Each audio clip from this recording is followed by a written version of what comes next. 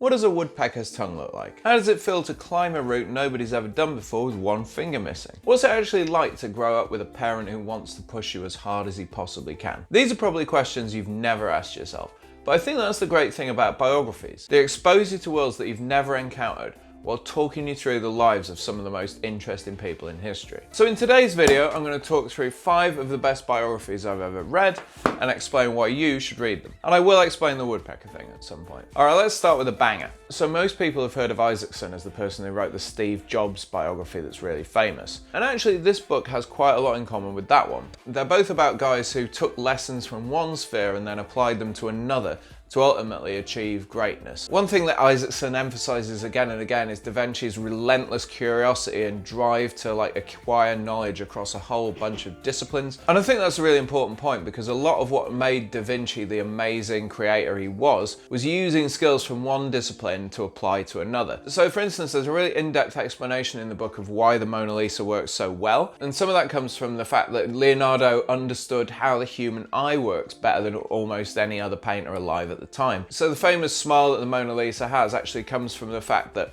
when you see something out of the corner of your eye focuses in kind of a different way that meant that some of the paint was kind of less visible on the portrait. The book also gets into Leonardo's scientific interests and talks about how he kind of applied himself to research and discovery in all those areas too. And it also talks about how much he doubted himself and ultimately makes him feel like a really relatable figure. And Isaacson kind of rounds it all off with a section that gives you explicit lessons you can learn from Da Vinci, like be relentlessly curious, seek knowledge for its own sake, go down rabbit holes and procrastinate sometimes. I think this is a brilliant book. It's absolutely enormous, but it's very easy to read. And even if you don't care about hustle bro culture, it'll give you like a newfound respect and understanding for the works of one of the greatest ever artists. Okay, the push is amazing. Okay, so a few years ago, I feel like everybody was talking about Free Solo, which is the documentary where Alex Honnold climbs up one of the faces of El Cap without using kind of any ropes or safety equipment, which is kind of a crazy thing to do. And that film is great, but the author of this book, Tommy Caldwell, did something which I think is equally impressive, which is that he climbed the Dawn Wall, which is another face of El Capitan that most climbers thought was simply unclimbable. It's like, if you look at it, it's like a sheer cliff with almost no holds on it. And Caldwell had a really difficult route getting to that point. When he was quite young, he had an accident where he caught one of his fingers in a saw and essentially lost his finger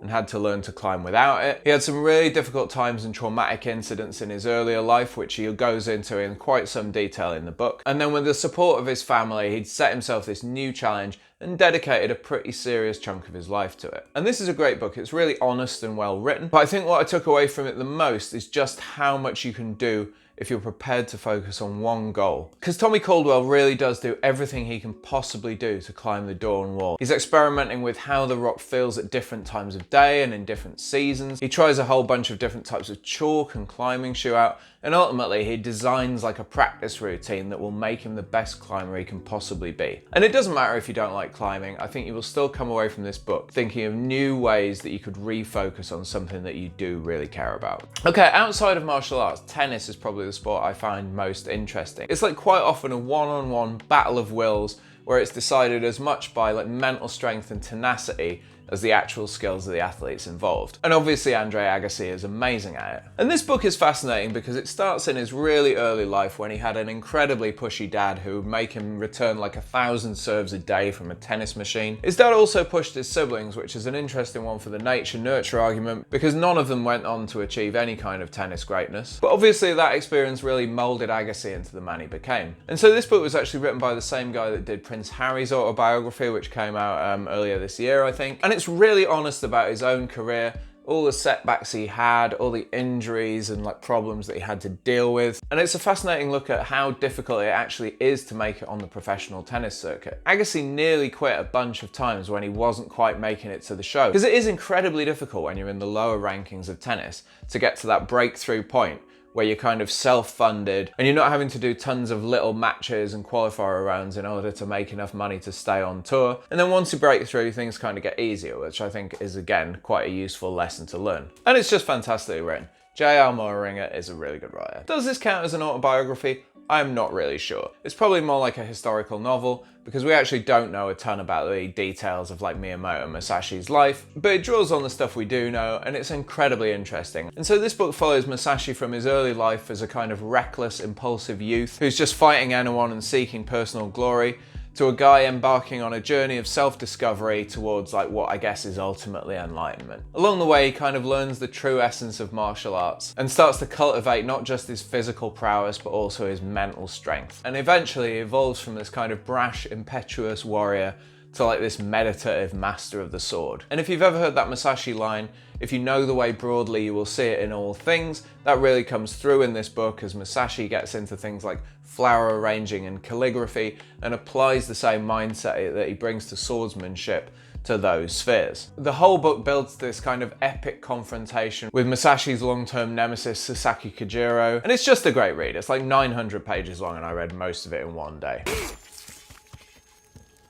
And then finally, Iron War is kind of two biographies in one. It's about Mark Allen and Dave Scott, who are both triathletes who are engaged in one of the fiercest rivalries sport has ever known, and woven through the book is their clash in the 1989 Hawaii Ironman Championships, which is like one of the greatest races in sporting history. I won't spoil for you what happens in it if you don't know, but the book kind of takes you through the lives of both men. Scott was a very driven guy who believed you could get everything done with hard work, and Mark Allen took a more sort of holistic approach and kind of approached things from a completely different perspective. There's also a bunch of really interesting sports science in there, and the story of the race is told really grippingly. But what I think is really interesting is kind of looking at the dichotomy between the two men's training styles and philosophies, which I think shows that it's possible to achieve greatness starting from any number of different points. So that's 5 biographies I think you should definitely read. And in case you're wondering, the tongue of a woodpecker can extend more than 3 times the length of its bill. And when it's not in use, it wraps around the bird's head to protect it while it's repeatedly smashing into tree bark, acting as a cushion. If you want the 5 books that changed my life, check out this video next. Thanks for watching and have a great day.